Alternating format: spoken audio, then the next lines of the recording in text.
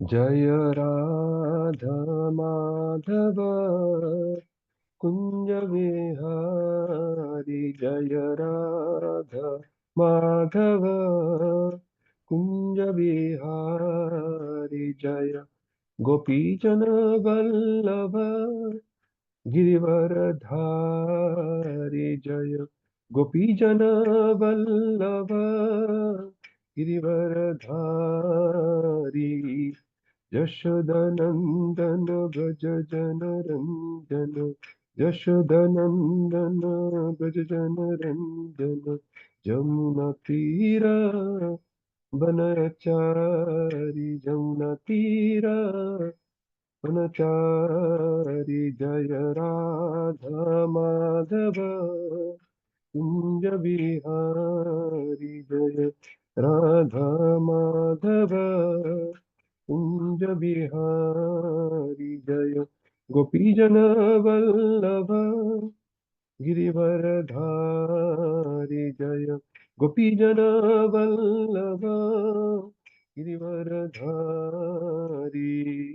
यशोदनंदन व्रज जन रंजन यशोदनंदन व्रज जन रंजन यशोदनंदन व्रज जन रंजन यशोदनंदन व्रज जन रंजन यमुना तीरा वनचारि जमुना तीरा वनचारि जय राधा माधव कुंज विहारी जय राधा माधव कुंज विहारी हरे कृष्ण कृष्ण कृष्ण हरे हरे हरे राम राम राम हरे हरे हरे कृष्ण कृष्ण कृष्ण हरे हरे हरे राम राम राम हरे हरे जय राधा माधव राधे जय राधा माधव राधे जय जगन्नाथ जगन्नाथ बलदेवा जय सुभद्रा जय जगन्नाथ जगन्नाथ बलदेवा जय सुभद्रा जय गौरनिताय गौरनिताय गौरनिताय जय गौरनिताय जय गौरनिताय गौरनिताय गौरनिताय जय गौरनिताय जय जय प्रभुपाद प्रभुपाद प्रभुपाद जय जय प्रभुपाद जय जय प्रभुपाद प्रभुपाद प्रभुपाद जय जय प्रभुपाद श्री श्री जगन्नाथ बलदेव सुभद्रा महारानी की जय श्री श्री राधा मदन भगवान की जय श्री श्री गौरनिताय की जय शिल प्रभुपाद की जय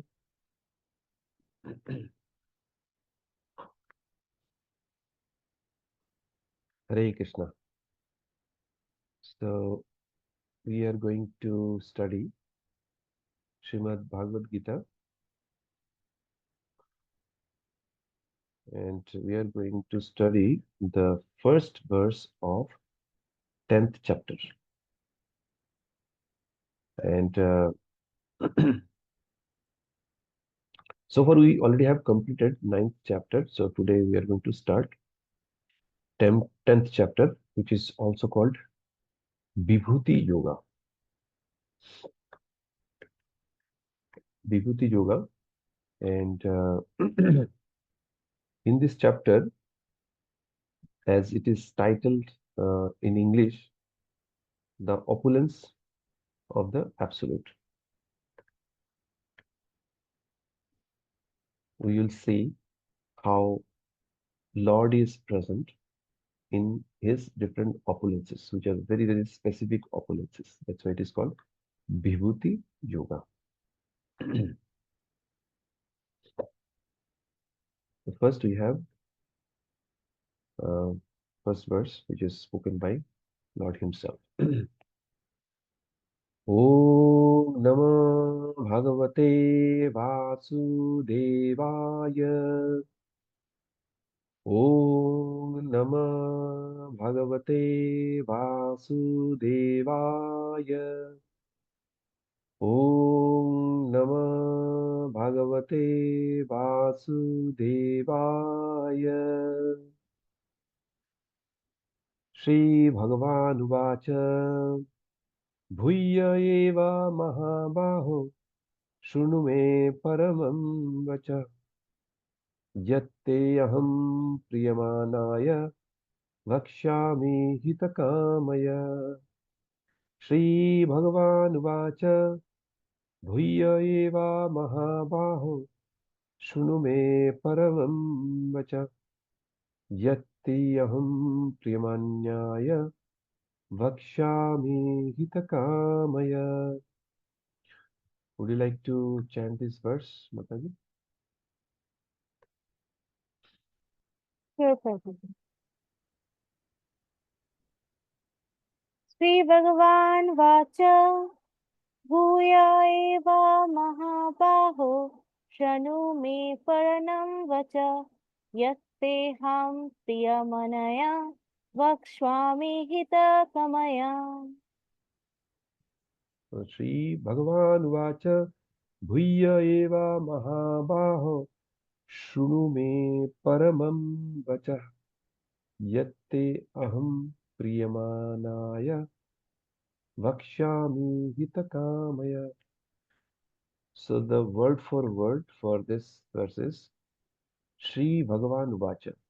The Supreme Personality of Godhead said, Bhuyya, again, Eva, certainly, Mahabaho, O mighty arm, Shunu, just hear, may, my, Paramam, supreme, Vacha, instruction, Yat, that which, Te, to you, Aham, I, Priyamanaya, thinking you dear to me, Vakshami, say, Hitakamaya, for your benefit. So you can read the translation. Sure, Prabhuji. Hare Krishna. Translation by Srila Prabhupada. Srila Prabhupada ki jai. The Supreme Personality of Godhead said, listen again, O mighty armed Arjuna, because you are my dear friend. For your benefit, I shall speak to you further, giving knowledge that is better than what I have already explained. You can go at the purport. Purport. The word Bhagavan is thus explained by Parasara Muni, one who is full in six opulences, who has full strength, full fame, wealth, knowledge, beauty, and renunciation, is Bhagavan, or the Supreme Personality of Godhead. While Krishna was present on this earth, he displayed all six opulences. Therefore, great sages like Parasara Muni have all accepted Krishna as the Supreme Personality of Godhead. Now, Krishna is instructing Arjuna in more confidential knowledge of his opulences and his work. Previously, beginning with the 7th chapter, the Lord has already explained his different energies and how they are acting. Now, in this chapter, he explains his specific opulences to Arjuna. In the previous chapter, he has clearly explained his different energies to establish devotion in firm conviction.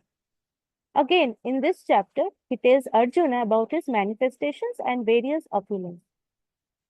The more one hears about the Supreme God, the more one becomes fixed in devotional service. One should always hear about the Lord in the association of devotees. That will enhance one's devotional service. Discourses in the society of devotees can take place only among those who are really anxious to be in Krishna consciousness. Others cannot take part in such discourses. The Lord clearly tells Arjuna that because Arjuna is very dear to him, for his benefit, such discourses are taking place. Hare Krishna. Hare Krishna. So we'll do Mangalacha, then we'll move ahead. Om Agyanam Timirandasya Gyananjana Shalakaya चक्षुरुन्मिलितं येन तस्मै श्रीगुरवे नमः। श्रीचैतन्यमनोभीष्टं स्थापितं येन भूतले स्वयं रूप कदा मह्यं ददाति सोपदान्तिकम्। वन्देऽहं श्रीगुරු श्रीयुतपदकमलं श्रीगुरुन् वैष्णवंश्च श्रीरूपं साग्रजातं सहगना रघुनतन्वितं तं सजीवं साद्वैतं सावधूतं परिजनासहितं कृष्णचैतन्यदेवं श्रीराधाकृष्णपादान् सहगना ललिता श्रीविशाखान्वितं च। हे कृष्ण करुणा सिन्धु दीनबन्धु जगत्पते गोपेश गोपिकाकन्त राधाकन्त नमस्तुते। तप्त कंचन गौरांगी राधे वृंदावनेश्वरी वृषभानुसुते देवी प्रणमामि हरिप्रिये। वञ्चाकल्पतरुभ्यश्च कृपा सिन्धुभ्यैव च पतितानं पावनेभ्यो वैष्णवेभ्यो नमो नमः। जय श्री कृष्ण चैतन्य प्रभु नित्यानंद श्री अद्वैत गदाधर शिवासादि गौर भक्त वृंद। हरे कृष्णा कृष्णा कृष्णा हरे हरे हरे राम राम राम हरे हरे। नमो ओम विष्णुपादाय कृष्ण पृष्ठाय भूतले श्रीमते भक्तिवेदांत स्वामी निति नमिने। नमस्ते सारस्वती देवे गौरवाणी प्रचारिणे निर्विशेष शून्यवादी पाश्चात्य देशतारिणे।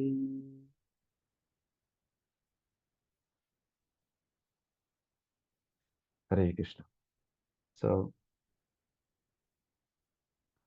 the translation is the Supreme Personality of Godhead said, listen again, O mighty Arjuna, because you are my dear friend, for your benefit I shall speak to you further, giving knowledge that is better than what I have already explained. So here in this 10th chapter, Krishna is going to talk about vibhuti or specific opulences. In the 9th chapter, Krishna already have given the most confidential knowledge, Param Guhya Gyan, Raja Vidya, Raja Guhyam. And at the end of 9th chapter, in the 34th verse, Krishna have spoken about the most confidential instruction. Manmana bhava mad bhakta majjadi mam namaskaru. Always think of me, become my devotee, worship me, and offer obeisances to me. So these are very, very confidential instructions. Now, Krishna already have instructed Arjuna about this most confidential knowledge. Then, what he is going to talk about over here, as he's saying, for your benefit, I shall speak to you further, giving knowledge that is better than what I already have. How it is better? Now, better in the sense, Krishna is going to talk about his opulences through which Arjuna can develop deeper attachment towards Krishna. Hmm.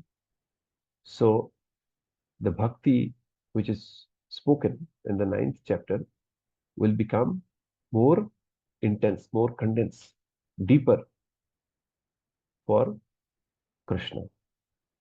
So, that way it is better than what already has been spoken before. Here, we can see that Krishna is telling, I am going to tell this knowledge, and this is for your benefit. So let's spend some time what we understand about speaking for the listener's benefit. So this is very, very contextual. When we preach, at times we end up preaching about what we want to preach to others. The preaching should be from the listener's perspective or from the receiver's perspective. So the true preaching is when we assess or we understand the level of that person, the receiver.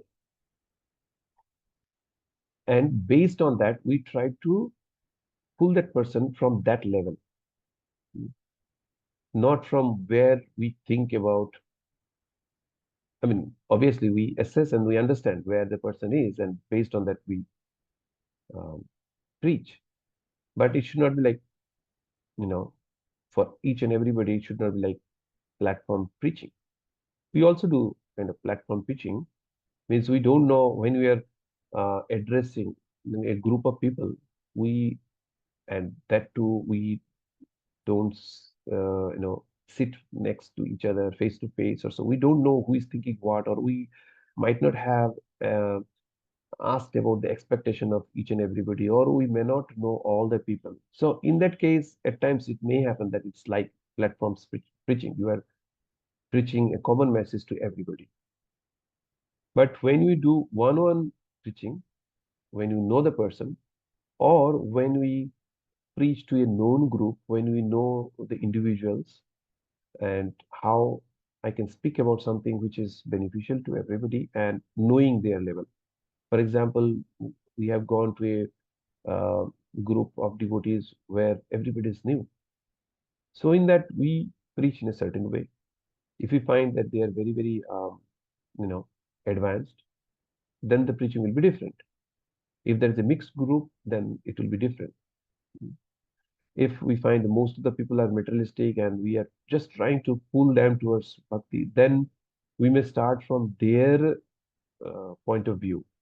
For example, how to get rid of stress and strain, you know, how to balance, how to manage time management, anger management, all those things.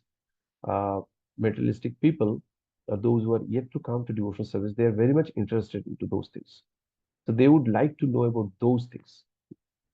So when we are going to preach, if we are preaching from a very, very elevated level, when the need is to reach out to the person, go to that level, their level, so that they find it very, very relevant, then they will be more receptive.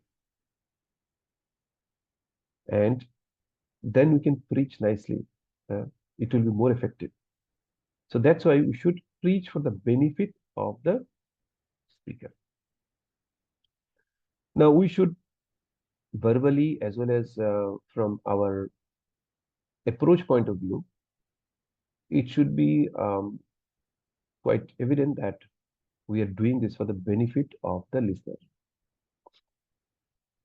We are not trying to make an agenda out of it, right? We are going to do it for the benefit of the listener. And we know about the 15th verse of 17th chapter Bhagavad Gita. Obviously, we'll cover later.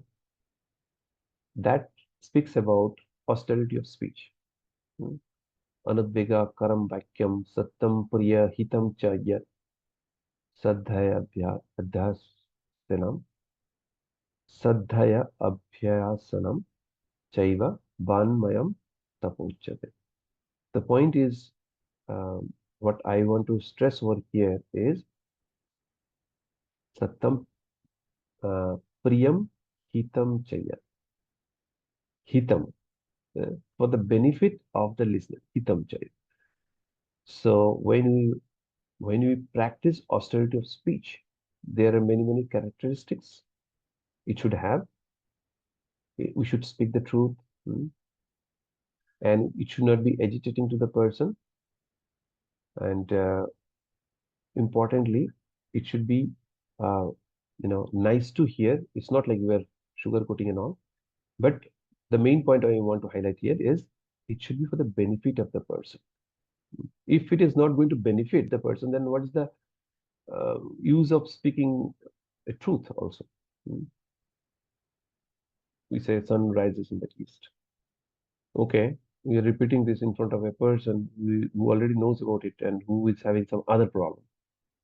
So what's the point of repeating this truth again and again? So it should be beneficial to the person. Hmm. So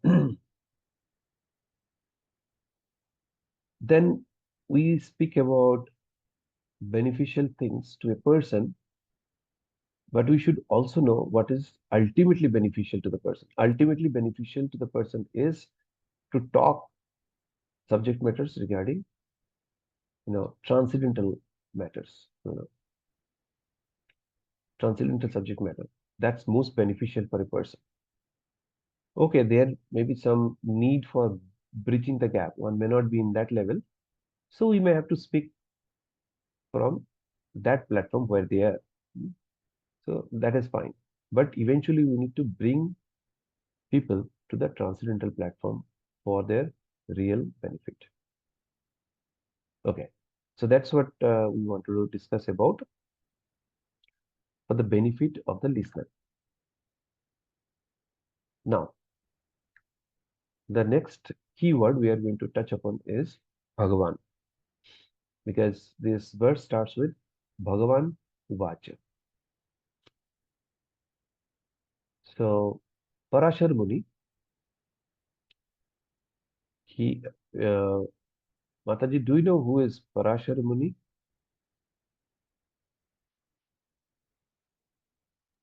I've heard the name, but I don't know. Okay, he's father of Vyasdev, Krishnadev and Vyas. Oh, Parashar Muni is the father of Vyasdev. So, Parashar Muni gave the definition of Bhagavan. Aishwarasya samagrasya. Virasya jasasya shriya. Jnanam vijnanam chaiva. Shannam bhaga itingana. So, in the Vishnu Puran, he has given the definition of Bhagavan. Bhagavan is that person who possesses bhaga.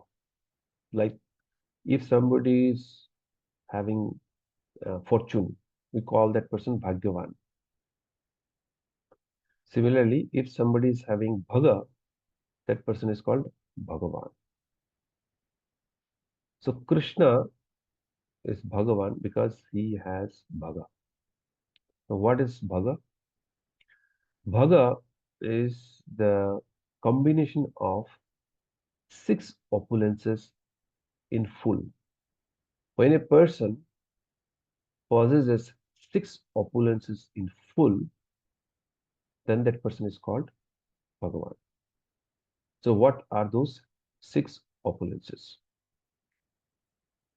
One has full strength, mm, full fame, wealth, knowledge, beauty, and renunciation. So Krishna has all these six opulences in full in him. Any person in this world may have just a fraction of any or more of those opulences, just a fraction of that. But Krishna has that fully, all the six opulences. That's why he's called Bhagavan. So during his Bhoma Lila, when he was uh, performing his pastimes in 125 years when he was um, here in the earthly land, he showed all the six opulences. So we'll see how he showed his six opulences, just for better understanding. He had full strength. Krishna had showed his strength in different ways. He fought with 7 bulls together. He lifted Govardhan mountain on his pinky.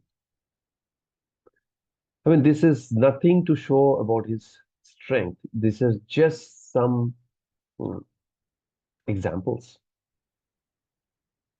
Nobody can estimate his strength.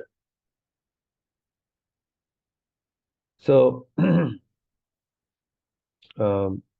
we talk about his um, bravery, or which is again, you can say strength, he actually defeated Jarasandha's army 17 times. And sometimes it used to have 23, 24 Akshahini of army. In the Battle of Kurukshetra, total number of um, army persons or warriors were 18 Akshahini. But and in 18 Akshahini, you know, there are many warriors who fought against each other.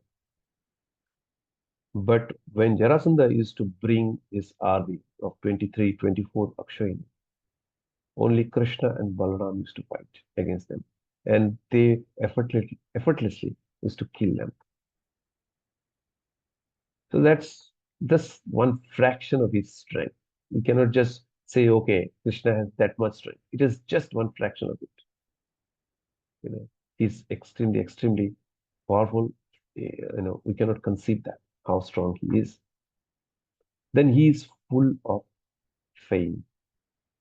His fame is sung in all the worlds and the spiritual world everywhere. His fame is sung. Narad Muni keeps on traveling to different planetary systems and keeps on singing the glories of Lord. Though it's not the most important, but there is one thing, one situation in the uh, fire sacrifice in the Rajasuya Yuga performed by Yudhishthira Maharaj. Bhagavan Krishna was chosen as the main presiding person. He was so famous. And there are many instances of Krishna which shows his fame. Wherever he will go, many people will follow him. He went to Mathura from Vrindavan. The ladies in Mathura, they would peep from the rooftop and all. And people will gather all around the road to have a glimpse of Krishna. So there are many ways we can understand fame of Krishna, but still this is just a tiny understanding from our side. Krishna is the source of all fame. Then wealth. He built Dwarka, which had palaces for 1,108 queens. Each queen had separate palace, and they were decorated with jewel and gold and all the um, costly items. So you can understand how much opulent Krishna was. But this is not the display of his full opulence. We cannot fathom his overall opulence. He got Parijat tree, Sudharma Assembly Hall from the heavenly realm. So we just, and the whole Dwarka kingdom was decorated very nicely. It was very gorgeous. So we cannot just fathom the wealth of Krishna because he's the source of all the wealth, what we can think about and what we cannot even think about. The knowledge. Krishna gave the knowledge of Bhagavad Gita to Arjuna and he spoke Uddhav Gita to Uddhava and he gave knowledge uh, many occasions. He is the source of all knowledge. All the Vedic knowledge comes um, I mean, so he's the source of all knowledge, including Vedic knowledge. Vedic knowledge comes from his breathing. So he is full in knowledge and then beauty. Beauty is one of the very, very unique characteristic of Krishna. There are 64 qualities of Krishna, and out of that, four qualities are very unique in Krishna, which cannot be seen in any other living entity or any other Vishnu Tattva. And one of the quality is his beauty. So his beauty is unparalleled. He is the source of all beauty. Then renunciation. So renunciation is another characteristic that if somebody is very much renounced, then one tend to think, okay, is it that that person has got something more uh, because of which that person is renouncing everything else? All material things that person is renouncing, did that person get something else? That way, that person becomes very, very attractive. So Krishna had all these six opulences in full. That's why it's called Bhagavan. Now, in this material world, also we can see that if somebody is possessing any one or more of those opulences, then that person also becomes very, very attractive. And attraction of a particular person is due to the presence of these opulences. So it's Krishna. Krishna's opulence we are seeing in a different way. For example, we are standing near a road. A very tall person or very strong person is walking by who looks different from others. So it will attract everybody's attention. Oh, this person is strong. So this is one of the opulence. Now, if another beautiful male or female person would pass by, then other will say, oh, I mean, it will attract their attention. So this is another opulence of Krishna. Now, if that person is, tall and strong at the same time beautiful, then it may attract more attention because now more opulences are, two opulences are combined in that person. So like that. So due to the presence of these opulences, one person will look very attractive. So it is coming from Krishna only. So Parashar Muni accepted Krishna as the supreme personality of Godhead, and there are many, many other saintly persons, Asita, Devala, Narad Muni, Vyasdev. There are many, many authorities who already have accepted Krishna as the supreme personality of Godhead. One may raise question, why do you say Krishna is the supreme personality of Godhead? Then we can give this examples that there are many, many personalities, great sages, they accept Krishna as the supreme personality of Godhead. So that's the proof that he is the supreme Lord. I mean, this is one of the proof. He is the supreme Lord. Now, Krishna is instructing Arjuna in more confidential knowledge of his opulences and his work. So his opulences and his work, Krishna is letting Arjuna know in more depth here.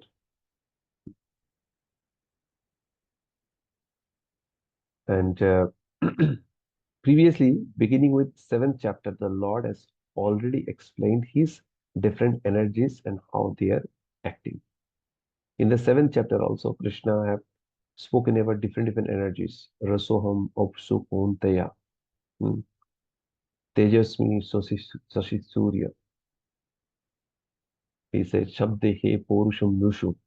So that way he talked about different energies in this world through which we can remember Krishna. That is mentioned in the seventh chapter. Now, in this chapter, he explains his specific opulences to Arjuna. It is not going to be general. Now it's going to be very, very specific. And that's why they are called Vibhuti. And this chapter is called Vibhuti Yoga. In the previous chapter, he has already explained his different energies to establish devotion in firm conviction. Again, in this chapter, he tells Arjuna about his manifestation of various opulences. And what is the need? Why is he doing so? He is doing so to enhance devotion in Arjuna. Now, how it works. The more we hear about Supreme Lord, the more we become fixed in devotional service to Krishna. So, Vedic knowledge is received through oral reception. If you want to see Krishna, we need to see Krishna through oral reception. So, that is very important. As Srila Bhakti Siddhanta Saraswati Thakur said, if you want to, don't try to see Krishna, try to act in such a way so that Krishna sees you. So our activities, our actions basically should be aligned to please Krishna. For that, we need to know how Krishna will be pleased, in what, in which way, or what way we should act or behave. That should be known to us. And that can only happen when we hear about Krishna. So that's why hearing about Krishna, hearing about Krishna's messages are very, very important. So when we know, let's say we have a friend, and we know that that friend, which the features of that friend or the qualities of that friend, we might not have known fully. Now we are discovering that particular friend has many other qualities. So when you come to know about it, we become very proud. You know, my friend has these qualities also. I didn't know about it, but I am coming to know now. I am very proud of it. So like that. So when you know more about our close friend, about qualities and opulences and all, we become more, proud. So that's the case here. If we know more about Krishna, then we'll become more and more attached to Krishna. And that way, we'll have more conviction in our devotional service. So that's what Krishna would like Arjuna to develop. And same is true for us also. So therefore, we need to hear Krishna. So when we hear Krishna Katha, our heart becomes cleansed. Sringatasa Katha Krishna. No, Shravana Kirtana. Riddhantastahi avasthani vidhunati surit. So he cleanses our heart from within if we hear Krishna Katha. And it is not only about cleansing of heart. We develop love for Godhead. That is the ultimate goal of human life. As Chaitanya Mahaprabhu said, Prema Pumartha Mahan. That is the ultimate goal of life, to develop love of Godhead. And how we should hear about Krishna? We should hear about Krishna in the association of devotees. That will enhance one's devotional service. If we hear the same, let's say we hear from a devotee, which is good, but the association is different. It's all new people. They don't know about Krishna or don't have too much faith. Our receptivity will be a little bit shaken. At the same time, if the speaker is saying, but we are having many serious devotees around us, our receptivity will increase. Not only that, these serious devotees will ask many, many questions. And due to these questions, which we may like to ask, or those questions are maybe still there in our mind, but somebody has asked those questions. So now we're getting the answers, even without asking those questions. So that we get benefited. That's why Bhagavad Katha should be heard in the association of devotees.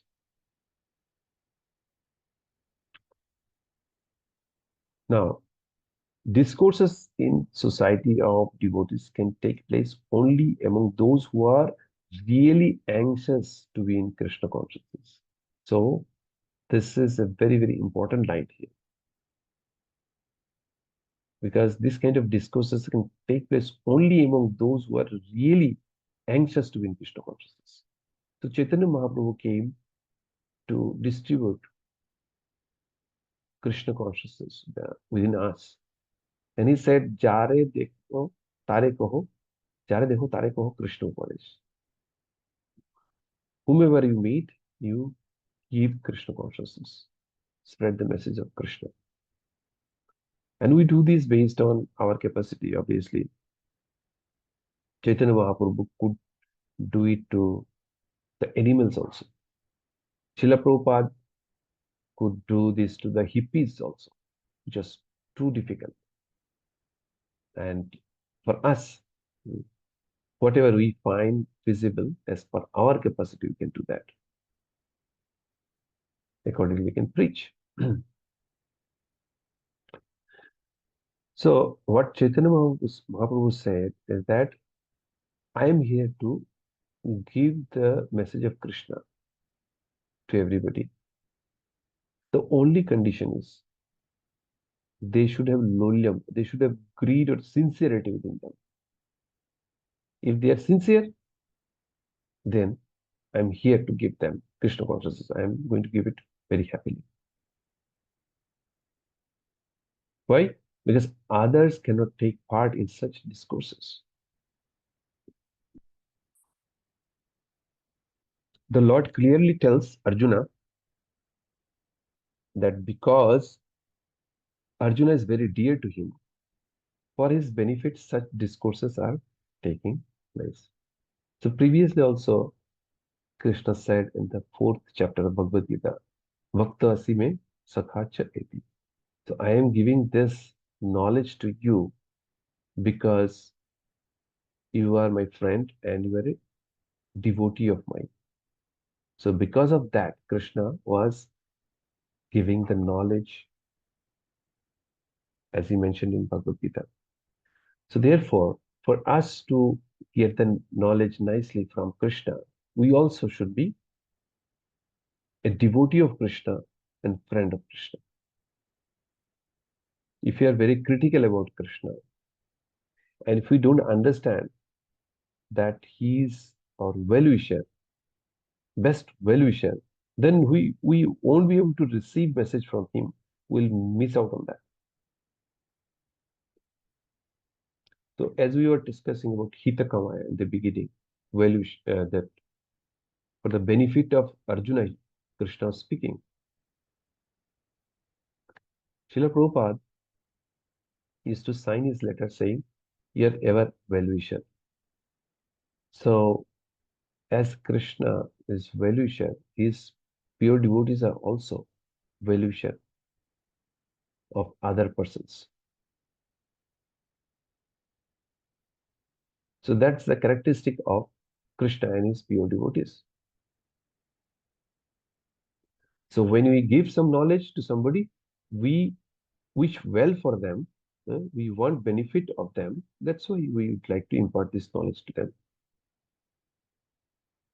So Uh, Now the point is Krishna's opulences are simultaneously knowable and unknowable. So one may say, wait a minute, this is something contradictory. How can something be knowable and unknowable at the same time? It's contradictory. But the point is, if we are not devotionally inclined, then obviously Krishna's opulences are not knowable. But as we mentioned, that if we are favorably disposed towards Krishna, then we can know about Krishna to the extent to which Krishna would reveal to us. We can know about Krishna to that extent only. So that's why it is important that we are favorably disposed towards Krishna. So then we can know about him. And why do you want to know about him? Uh, as it is mentioned in the 15th verse of 15th chapter, uh, that the purpose of getting the Vedic knowledge is to know Krishna. Vedasya sarve ahameva vedya. So we get this transcendental knowledge so that we can know more about Krishna, so that we develop more appreciation for Krishna, and with the deeper appreciation, we should be engaged in devotional service to Krishna with more love and devotion. So that's the intention. That's why we would like to know about Krishna. So in this verse, Krishna glorifies the knowledge, and he will speak by saying he is giving knowledge that is better than what he already have given. So we have discussed about the first verse of 10th chapter. Now we'll move on to the second verse, and hope we'll be able to manage time. Okay.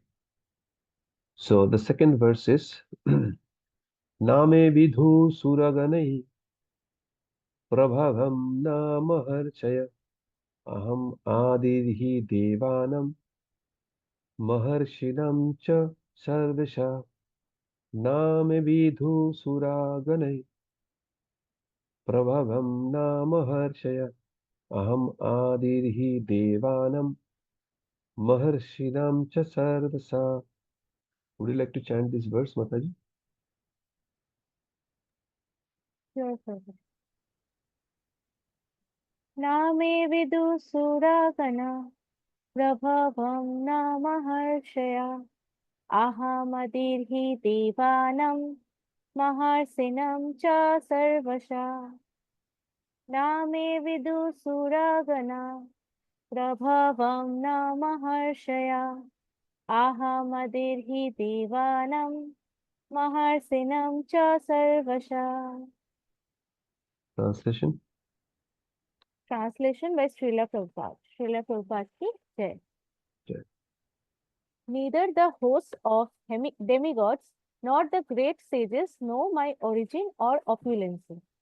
For in every respect, I am the source of the demigods and sages. Purport. As stated in the Brahma Samhita, Lord Krishna is the Supreme Lord. No one is better than him. He is the cause of all causes. Here it is also stated by the Lord personally that he is the cause of all the demigods and sages. Even the demigods and great sages cannot understand Krishna. They can understand neither his name nor his personality. So, what is the position of the so called scholars of this tiny planet? No one can understand why this supreme God comes to earth as an ordinary human being and executes such wonderful, uncommon activities. One should know then that scholarship is not the qualification necessary to understand Krishna. Even the demigods and the great sages have tried to understand Krishna by their mental speculation, and they have failed to do so.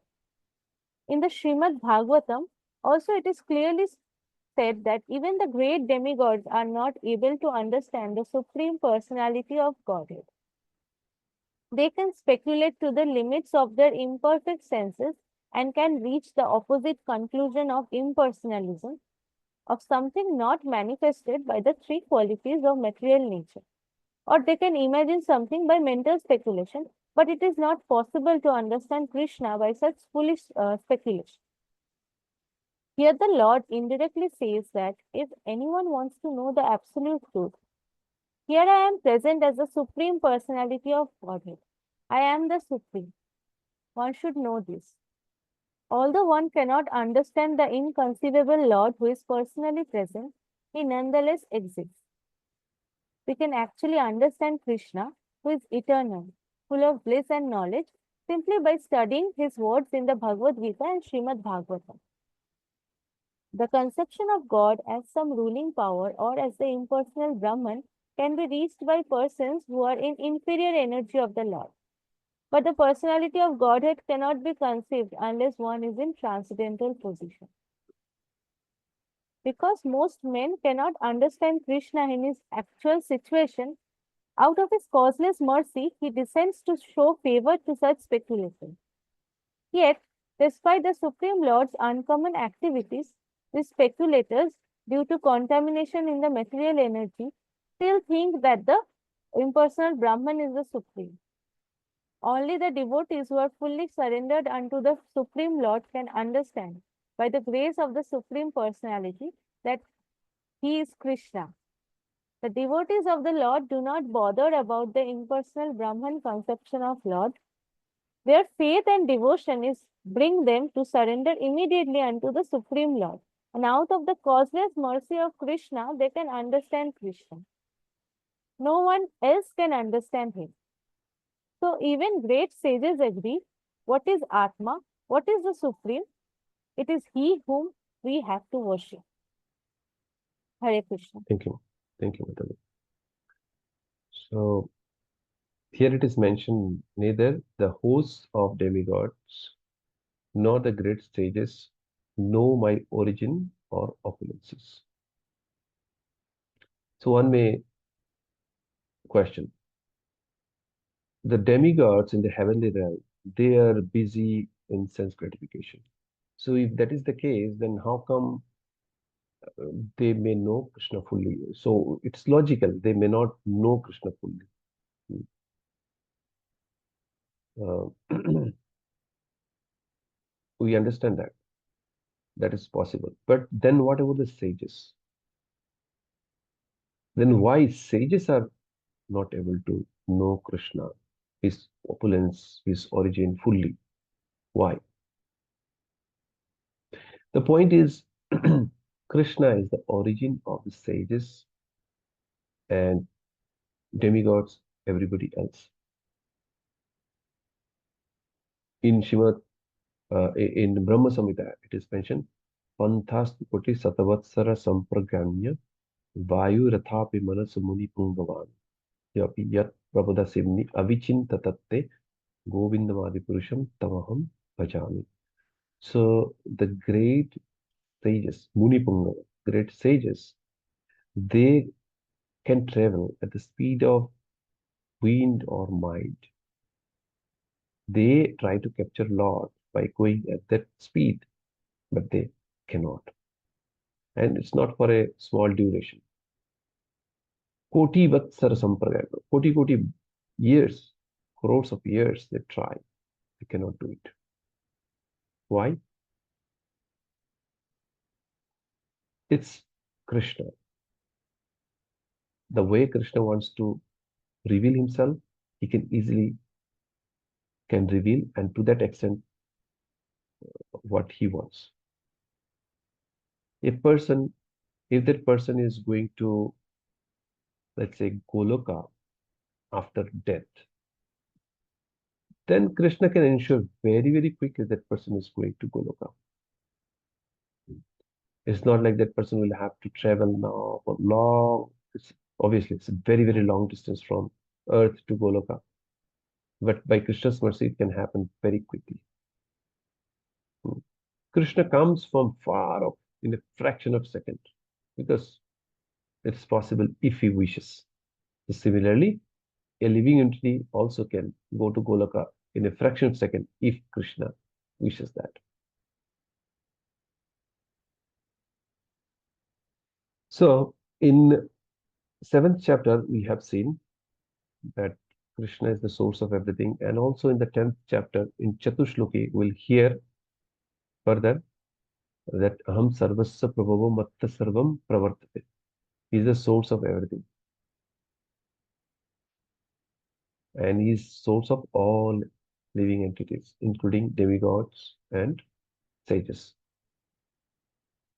So in the purport, Prabhupada is saying, as stated in Brahma Samhita, Lord Krishna is the Supreme Lord. Govindam Adipurusham. So Ishvara Parama Krishna. So he is Param Ishvara. Ishvara means controller. But Ishvara Parama Krishna. Krishna is the Param Ishvara, supreme controller. No one is greater than him. In the seventh verse of seventh chapter, Krishna says, Matta Paratram na inna kinchidasti dhananjaya. There is nobody greater than him. He is called Asama Urdha. Nobody is equal to him and nobody is greater than him. This Asama Urdha. So he is the cause of all causes. Govinda Sarva Karana Karanam. As it is mentioned in Brahma Samhita. And he is also stated by Lord personally. Here it is stated by the Lord personally that he is the cause of all the demigods and sages. So everything includes demigods, sages. He is the cause of everybody, everything. The demigods, sages, they cannot understand Krishna fully. So if they cannot understand what to talk about, the so-called scholars and all, they also cannot. Because the so-called scholars, they go by the ascending knowledge. The sages and demigods who follow the Vedic methodology, they go by the descending knowledge. Whatever is given in the Vedic scripture, bona fide scripture, they go by the descending knowledge. And it is easier to know things through descending knowledge. But these mundane scholars, they go by the ascending knowledge. They do a lot of experiments and all. And based on that, they go for ascending knowledge. And through ascending knowledge, we cannot know Krishna. People will get confused that how come Lord, who is the supreme person of Godhead, can come as an ordinary human being on this earth. Naham sarvasya prakasha, yogamaya samavrita. Krishna doesn't reveal himself to everybody. He keeps himself covered by yogamaya. And his activities are very, very uncommon, wonderful. That's why he says, Janma karma chame divyam evam yo veti tattatva takta deham punarjanma naiti mamiti sarjuna. So his appearance and his activities are transcendental, divyam. And those who may know about it fully, what happens to them? Once they leave this body, taktva deham punarjanma naiti mamiti sarjuna. They don't get a rebirth. They don't take birth again and they come to Krishna. So that's the benefit of knowing Krishna's birth and activities, which are very, very uncommon.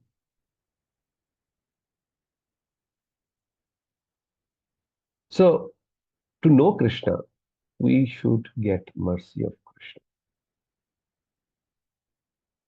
Simple mundane scholarship, to whatever extent may be, that is not enough. There are many, many mundane scholars in this world who came and they left this world. Hardly they knew anything about Krishna. So mundane scholarship is not the guaranteed path. In fact, that is not the path to know Krishna. As we heard in 7th chapter, Mayaya apahrita jnana. So if we get too much of mundane knowledge in this world, then it can cover our knowledge and we may not know about Krishna.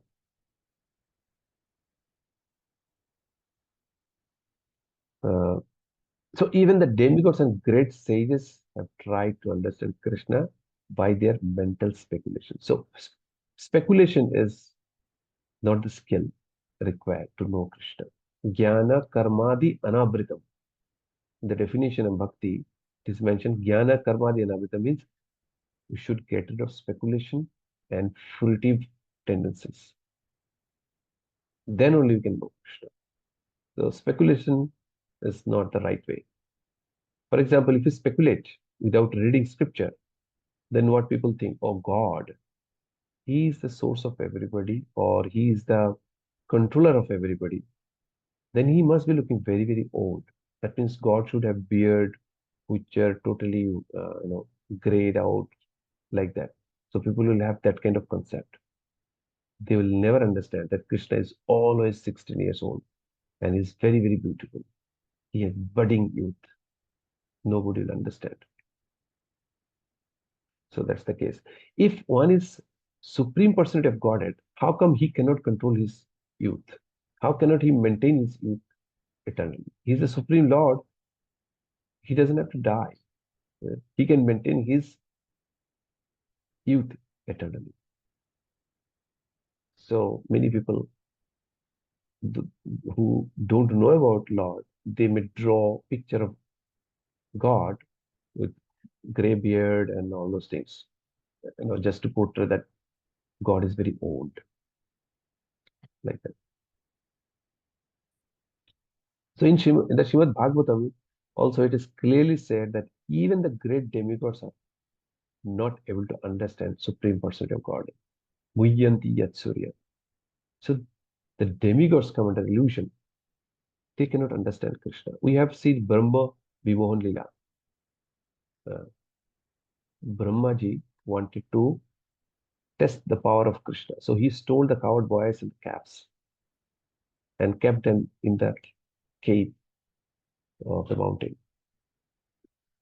And he came back to see what Krishna would do. Krishna understood the whole matter.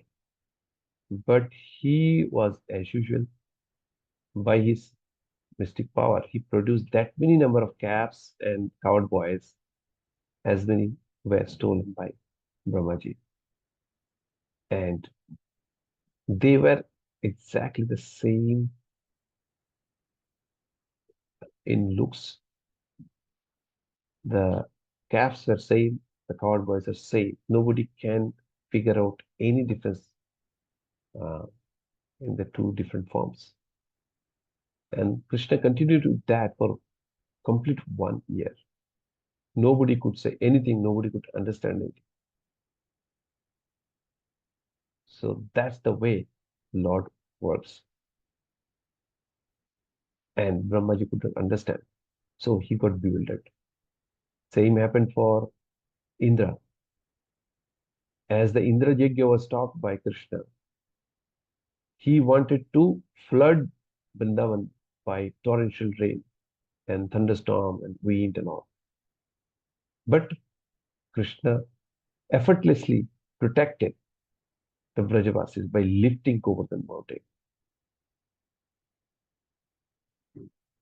So his activities are very, very uncommon.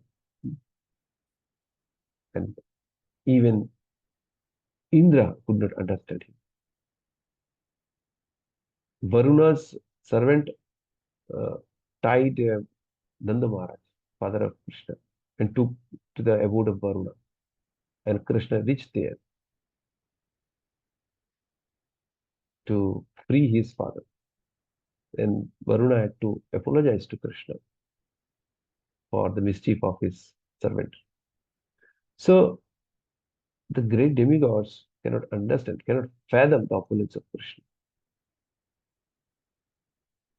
When he left this world, very quickly went back to his abode.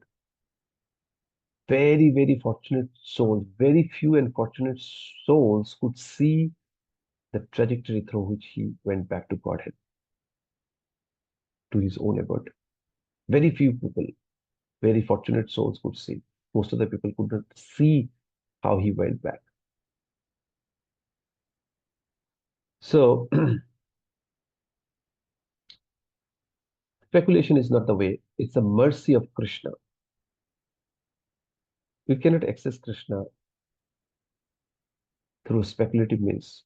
We need to have mercy of descending mercy of Krishna coming through disciplic succession. Then only we can see Krishna.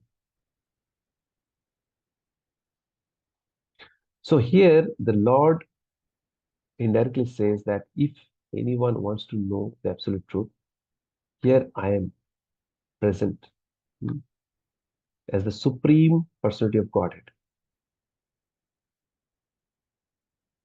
I am the supreme.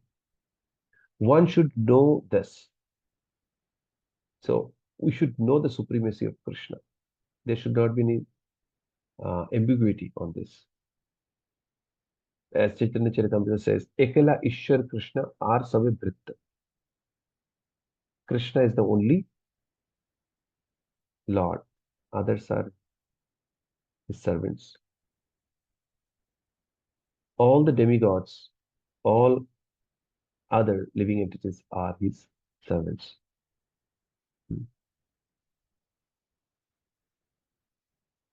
So there should not be any confusion on his supremacy. We can actually understand Krishna, who is eternal bliss, full of bliss and knowledge. Sachit Ananda. And that knowledge you can get from Srimad Bhagavad Gita, Srimad Bhagavatam. There are many, many other Vedic scriptures where this is mentioned. He is Satchidananda Vigraha. Now, in Srimad Bhagavatam, it is mentioned, Vedanti tat tattavidat tattam yat jnanam advayam brahmeti paramatmeti bhagavanati shabdate. So the supreme non-dual substance has three features. What are those?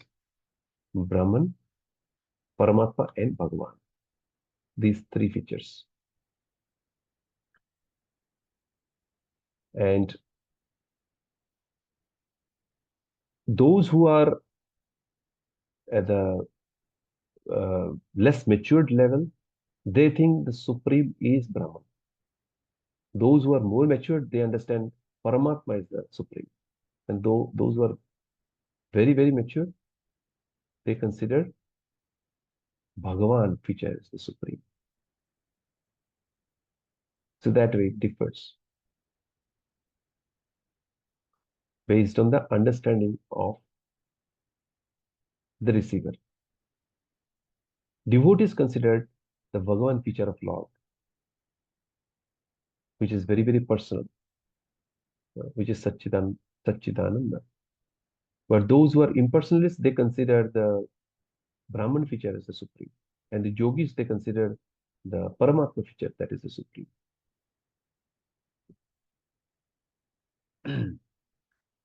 So that's mentioned in the bona fide scripture. And that is coming through the disciplic succession. So by the mercy of Lord coming through disciplic succession, we can understand who is God. No amount of speculation can help us to know now. Because most men cannot understand Krishna in his actual situation, out of his causeless mercy, he descends to show favor to such speculators. See, you could have said, okay, you don't understand me? Okay, let it be like this. But he has causeless mercy. He comes down, he performs many, many pastimes. He wants to tell people that I am such and such. These are my features. These are my activities. These are my instructions. Because the living entities are forgetful of Krishna. Out of his causeless mercy, he comes, he gives Ved, Purana, all the scriptures he gives, so that by reading those scriptures, you can understand who is Krishna. Accordingly, you can get trained and you can go back to God. So this is his causeless mercy. So yet, despite the Supreme Lord's uncommon activities, these speculators, due to contamination in the material energy, still think that the impersonal Brahman is the supreme. That's why people go after Kaivalyam. They want to merge in the effulgence, merge in the Brahman. They think that's the liberation. So only the devotees who are fully surrendered unto the Supreme Lord can understand by the grace of Supreme Personality that he is Krishna. Krishna is the Supreme Personality of Godhead. That comes to the grace of Krishna.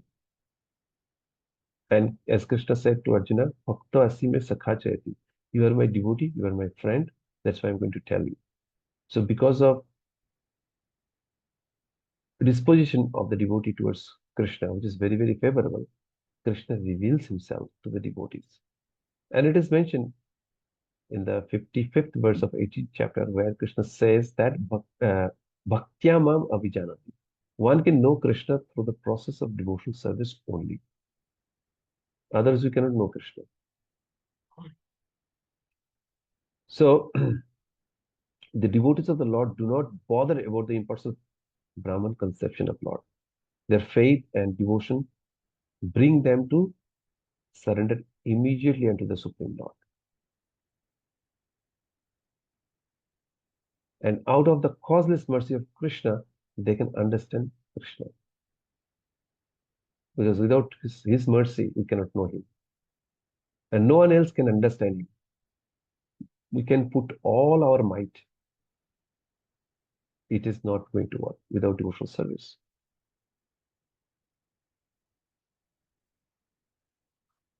So even great sages agree. What is Atma? What is the Supreme? He is whom we have to worship. So we need to worship Krishna. We need to surrender to Krishna. Then he will reveal himself to us. So we need to attract dissenting mercy of Krishna, and then we can know him. Otherwise, demigods could not do it. The sages could not do it. We also won't be able to do it until we take shelter of Krishna, shelter of dissenting mercy of Krishna. Okay, so that's what I wanted to discuss today. So now, if there is any question, we can discuss.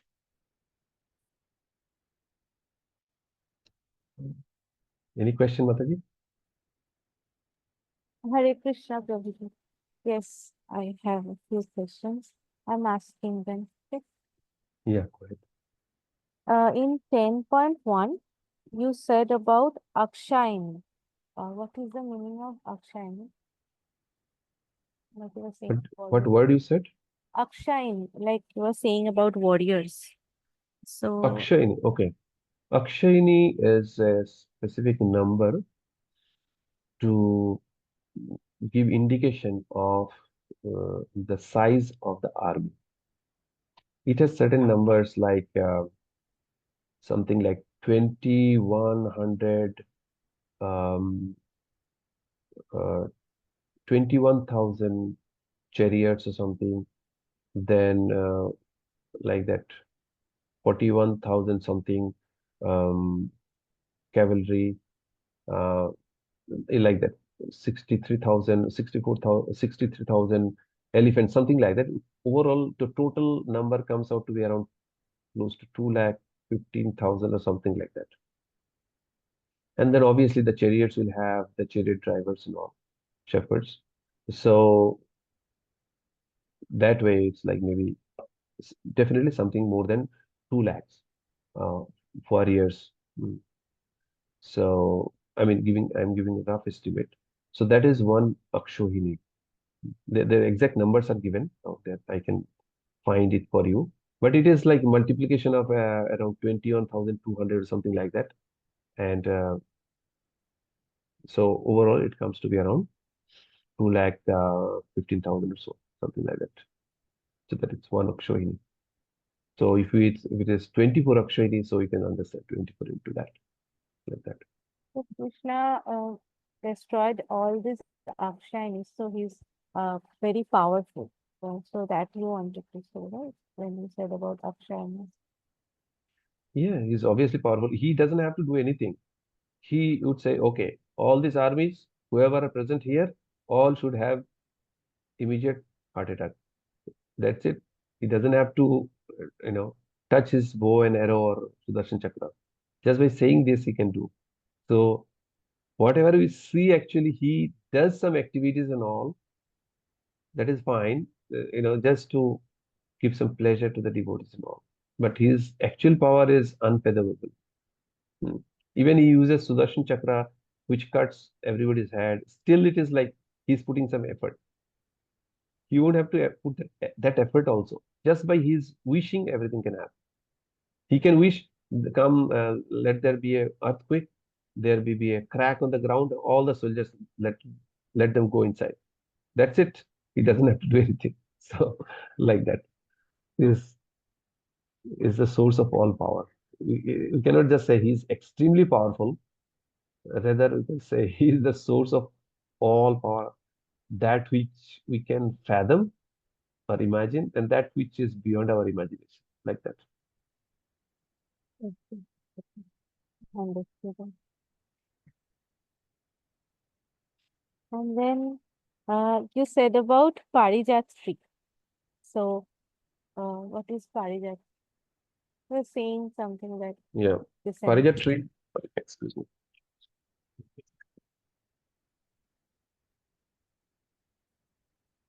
sorry for that. Yeah, Parijat tree is there in the heavenly realm and in the Indra's Nandan garden. So this Parijat tree, this has Parijat flowers, which gives very nice fragrance. And it is very much desired by the demigods in the Nandan. And Krishna actually fought with Indra because he wanted to have that um, in the in Dwarka, mm, because Satyabhama desired that. So he fought with Indra to get it. So at Oh, his time, at Krishna's time, I mean after that event, till the time he was in Dwarka, that Parijat tree, instead of in the heaven, it was there uh, in Dwarka. Uh, and not only that, the Sudharma hall, which is the assembly hall in the heavenly realm, he got that hall also to Dwarka, like that.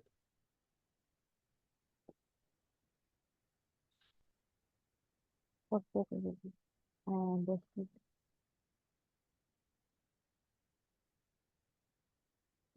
Then another question I had is you said about the six opulences of Krishna. So that Parashar Muni described. So the last one was renunciation. So Mhm. how was like how is it how is Krishna totally renounced? Like I did not understand that one. Others I understood. Okay. Renounced in the sense he is performing Nitya Leela and his pastimes are going on. So Mm. still like how is it that, that's my question. Okay. Let's say you have a small pen. Okay. And I ask for that pen to you, and you give it to me. Can I call you? You are a renounced person. Yeah. How come? Just a small pen you gave to me. Like You not know. I'm not having attachment to the pen with the pen. Okay. Yeah, but it's a very small thing, right? I mean, insignificant thing. Like we may give some. Let's say somebody is giving some money to a beggar, right? So we cannot say this person is a renounced person just giving some money. Oh, okay. The point is when somebody can give something which is very, very dear to them, then that person is called renounced, or which is very, very significant from material standpoint. Like Lord Ramchandra, He left Ayodhya. He was about to sown in there. He left the kingdom.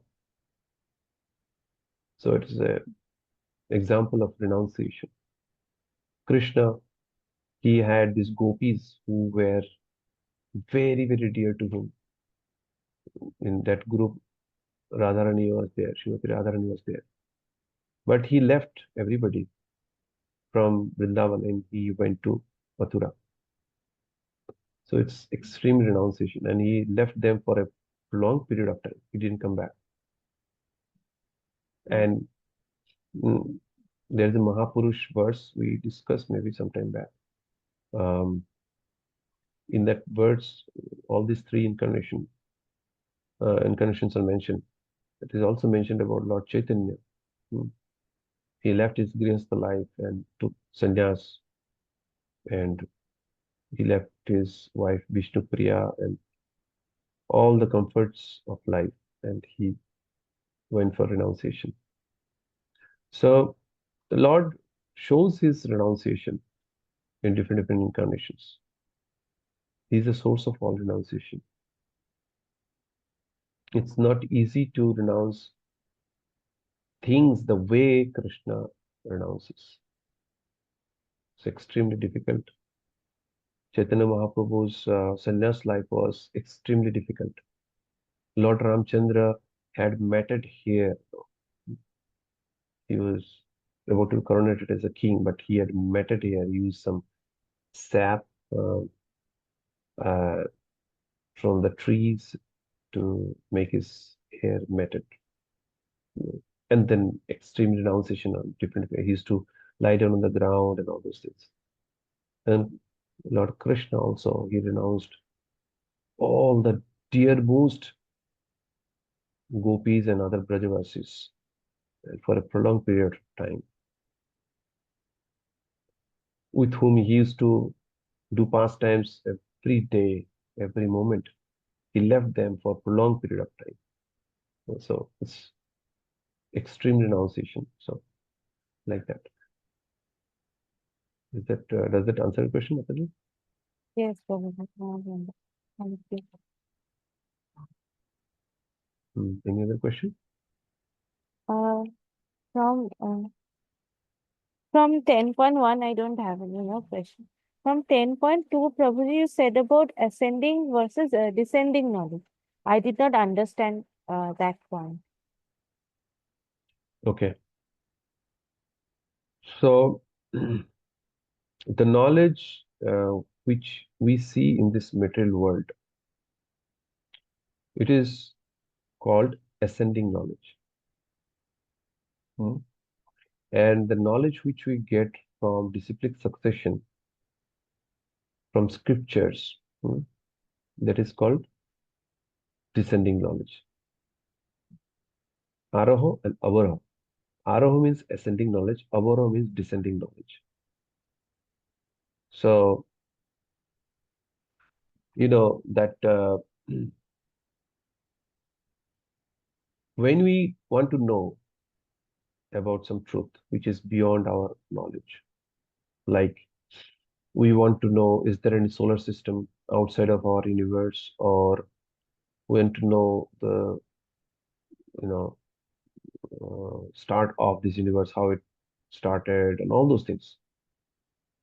So we do a lot of experiments, and we go like theses, hypotheses, all those things. Do a lot of experiments, try to prove something, try to get some knowledge, and rest we just imagine and speculate, and that way. Somebody else may come later on, may find one or two things extra, but we never ever can say this is perfect because we have imperfect senses. We make those four defects are there in human being. Mm. We make mistakes. Senses are imperfect. We commit illusion, and to cover the mistakes, you know, we cheat ourselves and others. So these are four. Due to these four defects, uh, a conditioned person, cannot know the truth properly.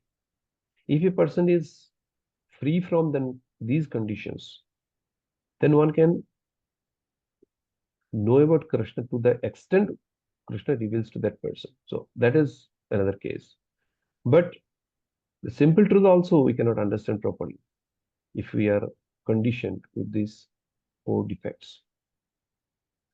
So when somebody has these four defects, one has the tendency to know the truth through speculative means, and that way they miss out. They cannot know the absolute truth because through speculation we cannot understand Krishna. We cannot know the absolute truth. For that, we need to depend on the descending knowledge, which is coming through the scripture, which is given by Lord Himself and which is maintained by the sages who are pure in heart, like that.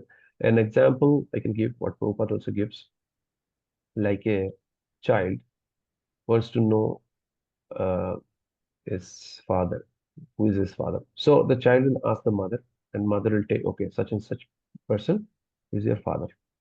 And the child accepts that with full heart. That's it. The child knows who is his father. Now, let's say, now mother is the authority in this case to tell who is the father. Now, if the child doesn't believe in mother's words and he says, okay, so this first example is descending knowledge. I'm giving just example. Now let's talk about ascending knowledge. Ascending knowledge is like the child will say, okay, mother, whatever you are saying, I don't believe in that. I'm going to figure it out who is my father in this world. So he comes up with lots of criteria and this and that for screening and all, DNA test and this and that. So at the end of entire life, he may or may not succeed, and we cannot say with full conviction that he is going to come to right conclusion. I mean, the case that if the father is, let's say, not available, his father is hidden or whatever, not available in front of. Otherwise, you say, okay, let me start my experiment with whom you are calling as father. Then one may get the result very quickly. And but this is not pure speculation because then you have some faith in the word. That's why he's going to check for that person first. But if somebody doesn't have any faith, then we'll start randomly and it's difficult to come to a conclusion. So this is called ascending knowledge. Uh, by our own effort, we would like to figure it out what is true. Many people in this world, we can find that say scripture, they don't believe in scripture. I'm going to figure it out. I'll develop my own spiritual path. So where they want to go, they don't know. They will just advertise their spiritual personalities and have their own path as if we have our own customized path, then we are superior. That way, that they want to exert their superiority. But that's the sign of foolishness. We should follow the path given by our previous acharyas who have come in bona fide disciplic succession. And if we do so, then that is the sign of real intelligence. So that's the way we can understand Aroho and Avaroho, ascending and descending way of knowing things. So in ascending Prakriti, we need to have some faith. Sorry, in descending, we need to have some faith. And in ascending, we are trying to find out now ourselves by overthinking or by collecting proofs and all. Right. Correct. Yeah. Because we are depending on our senses, considering our senses are perfect, which Mm. is wrong understanding. Because our senses are not perfect. For example, if you try to understand what is sound, so then if you go back when the subsonic and supersonic sound was not discovered, at that point of time, we'll leave out subsonic and supersonic sound out of our range, and we'll say, this is not sound. Now we understand there is some which we cannot capture through our senses, through our normal ear, the subsonic and supersonic sound. So like that. Mm. So everything we cannot capture through our senses. Uh, so as we discovered, we understood.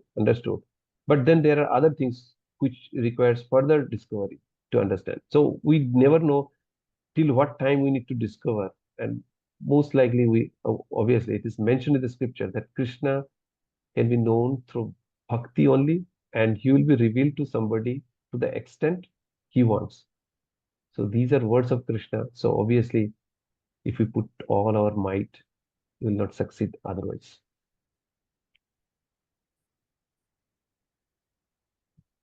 Okay. Yes, Prabhuji. Thank you. Yeah. Any other question? Yes, one last question I have, that you said that Krishna went back to Goloka and Mm. someone saw the trajectory.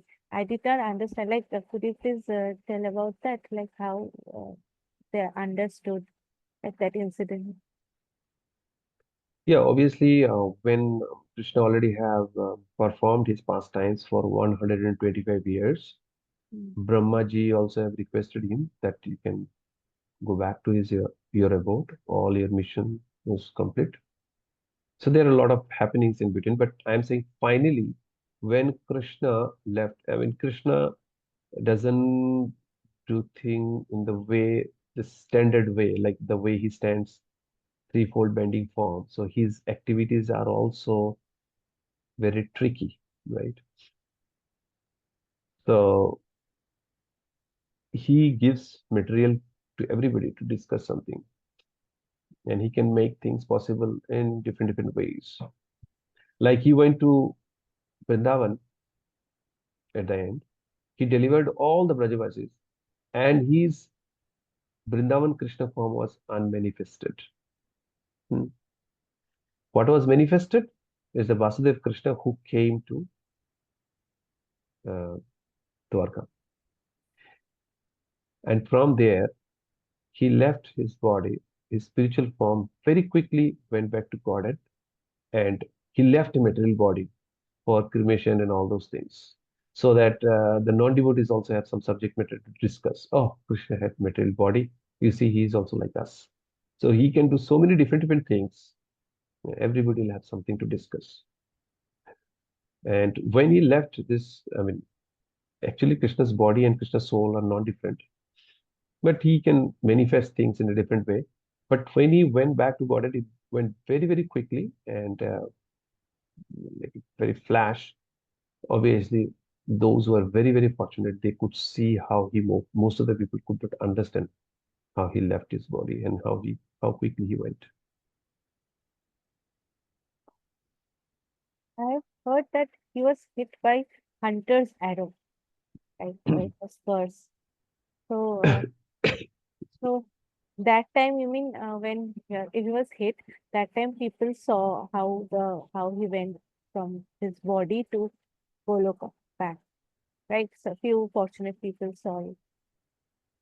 Who gets killed if somebody hits an arrow on the feet? Which human being we have heard about so far that somebody had to shoot an arrow on the feet, on one foot, and then that person died?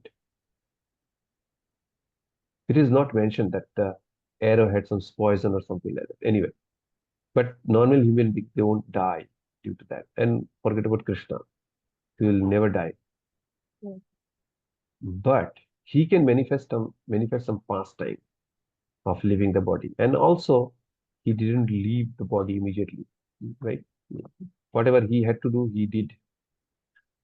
But when he thought this is the right time for me to leave this body, he did it in a flash of, second, very quickly. I'm talking about that moment.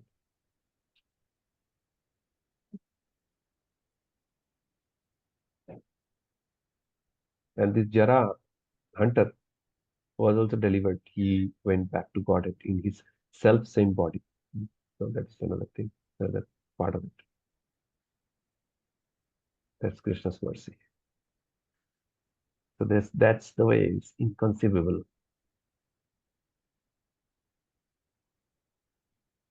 So any other question, Mataji? No, Prabhuji, not regarding this verse. I have one question regarding chanting. So may I Hmm. ask that now? Okay. No. So I wanted to ask that how to like assess myself whether I am chanting attentively or inattentively. Is there any metrics to do so? Okay. Mm, if somebody is asking this, and if somebody is new, so by default thumb rule, you can understand that most likely you are not chanting attentively, right? Because if somebody is chanting very attentively, that person will be in ecstasy and will never ask this question. So all of us, we do a lot of chanting despite the fact that we should chant attentively. It happens invariably. We end up chanting inattentively, which we should try to prevent and reduce. So when we chant, if our mind is going somewhere else, obviously, I mean, it's very easy to understand that we are not chanting attentively. Because after some time, if you feel, oh, now I am feeling that I have come back to chanting, I was somewhere else. So obviously, that's a clear indication we are not attentive. If we can hear all the names as we chant from beginning till the end, that means we are chanting attentively. If this is not happening, uh, so depending on whether it was for 1%, 2%, or 99% or whatever time that we could not be attentive and could not understand that we are hearing, that is inattention. We should hear when we are chanting. So that is very important. Keep on hearing. These are transcendental sound vibrations. Keep on hearing as we are chanting. Chant attentively, hear attentively. But it's not easy, but we'll have to keep on practicing. That's the case. And wherever mind goes, gets distracted, we need to bring our mind back to chanting. Um, yeah. Like Yeah. it happens that sometimes the beats it gets like I finish my chanting. I mean the beats get over before I finish my chanting. So I have many like 4 5 mantras to do still, and my beats got over, and that main beat came. So that means I have chanted inattentively, right? So I have missed beats. You are talking about mm, applying that methodology, No, no, not chat but for. normally using the japa bead. So Hmm. when I'm doing like the main Sumeru bead till when it comes, so I realize that oh I have more 4 5 mantras more to do, but It till is that not like that. No, it's not like you are having parallel counts. It's not like I am chanting one mantra and pushing one beat, and at the same time I have a abacus. In abacus, I am also pushing one beat. It's not like that. It's one counting. yes, One counting. That is our japa beat. 108 beats are there, so we keep on counting one by one. So it will tell us when our 108 names are over, when the main beat will come. So when beat will come, that's it. So one round is over, then we start chanting the reverse way for another 108, like that. So there is oh, nothing like my chanting got over before or after or so. Once we complete 108, that's it. If I you have mean to say parallel count, then only you can say, oh, there is a count mismatch. There is no question of count mismatch. This is only one set of counting. oh, but I am using that method, right? Chant for I method. understood that you are talking about. So It's not yes, if you are thinking. if it is not syncing, then there is a inattentiveness somewhere. So that's the point. And So when it matches, then you'll understand that it was successful in the sense in terms of you know see mantrartha chintanam is another aspect of chanting. We need to. It's not like oh Krishna, oh energy of Krishna, please engage me, loving devotional service unto your lotus feet. It's not like that's what we need to think about in each mantra while you're chanting. But we need to have an overall understanding. That's what we are trying to do. We are trying to. mm, that's our mindset. That's where we want to uh, uh, absorb ourselves. So with that mantrartha chintanam, we need to keep on chanting one by one mantra. in the beats. So if we are successful in counting, that doesn't mean that we are successful in mantrartha chintanam. Okay. So counting should take our attention as little as possible. In fact, our beats are helping us to count. So there it should go. We should, as we are trying to apply our intelligence now, that should not deter our mind from mantrartha chintana, which is the most important thing.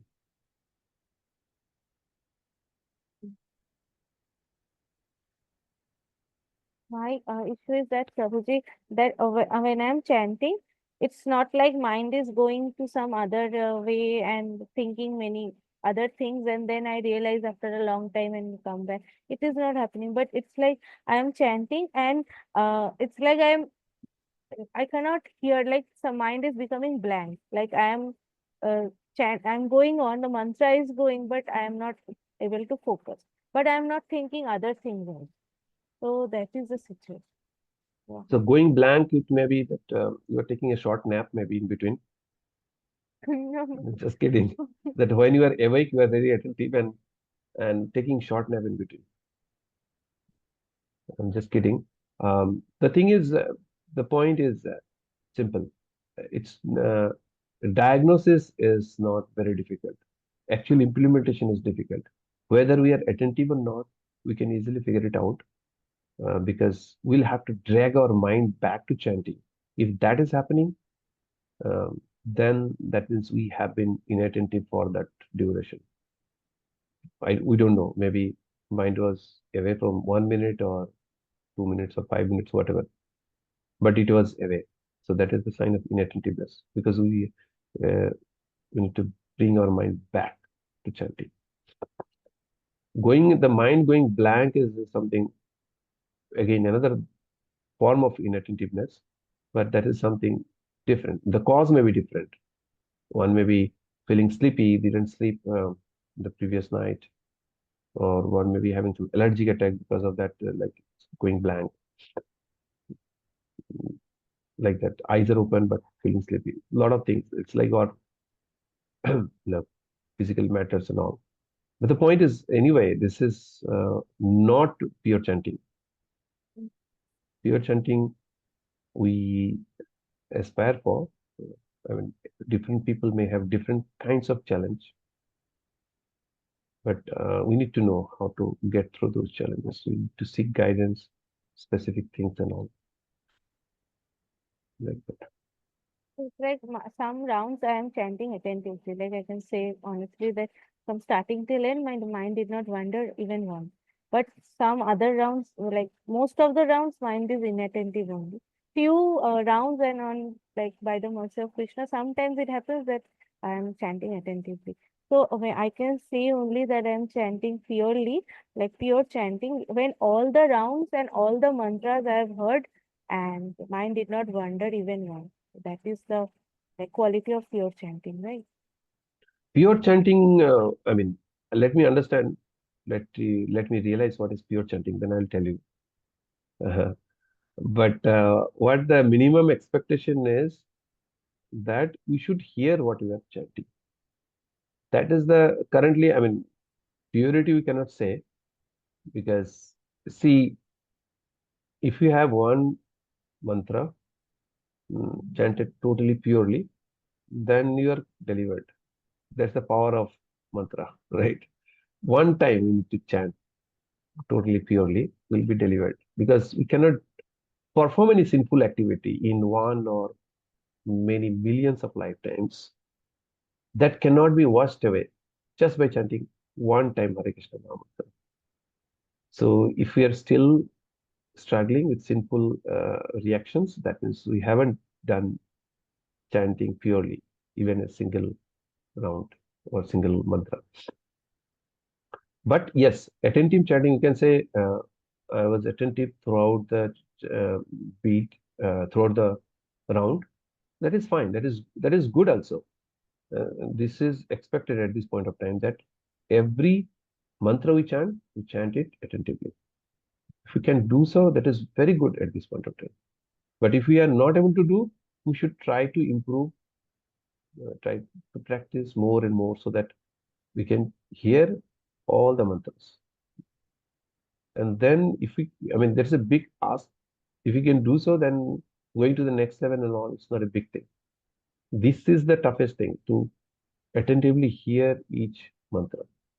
Rest, once we do so, rest should not be difficult. It's just a matter of taking guidance from senior devotees who are really able to do so, can very quickly progress after that. This is the toughest thing where we are stuck now. Mm. It happens that when I'm chanting like nicely, and the day goes very well. And when I have chanted like all the rounds attentively, I have a feeling that it will go bad, and then it really goes bad. I got the proof. So Now, if we do chanting properly, then that's fine. If you cannot do, then you can, beg for mercy to Krishna, ask for his intervention, and seek his mercy. Then either chanting will be better, or even chanting may not be up to the mark, but Krishna's mercy can compensate for you know whatever shortcomings are there. But we just don't want to chant in any way and depend on Krishna's mercy. For Krishna's mercy is important for end to end, but we should put our effort also. That's- when I'm saying Hare Krishna, that the Hare, when I'm saying Hare, so that time can I? You are saying that every mantra we need not think that please Krishna engage me in your service. Please let love develop in my heart for you more and more.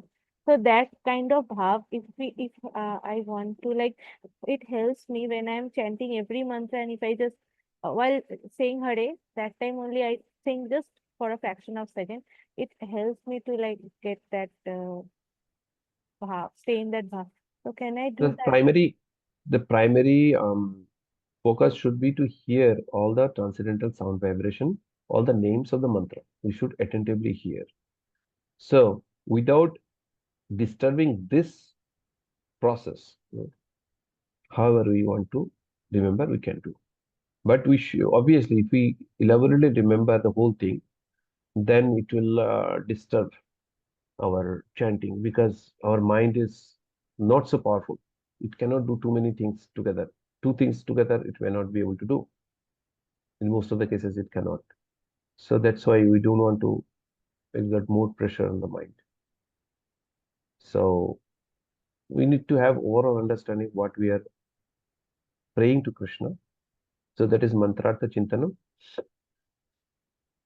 and but we don't have to spell it out for each mantra, right? But overall, one understanding should be there. That's what we are trying to do. That is mantrartha chintanam.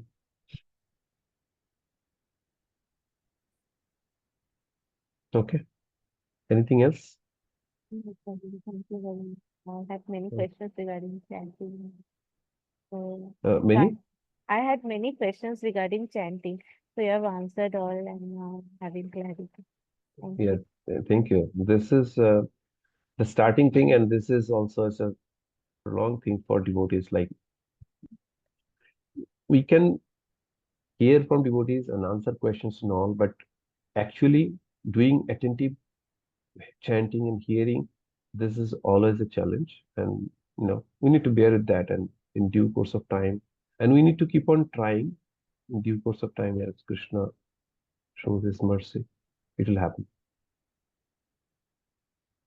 Okay, Mataji. If no other question, then we are going to wind up the session now. Thank you for joining this session. Hare Krishna. Thank you to Srila you, Prabhuji, for the wonderful session. It was very nice. Hare Krishna.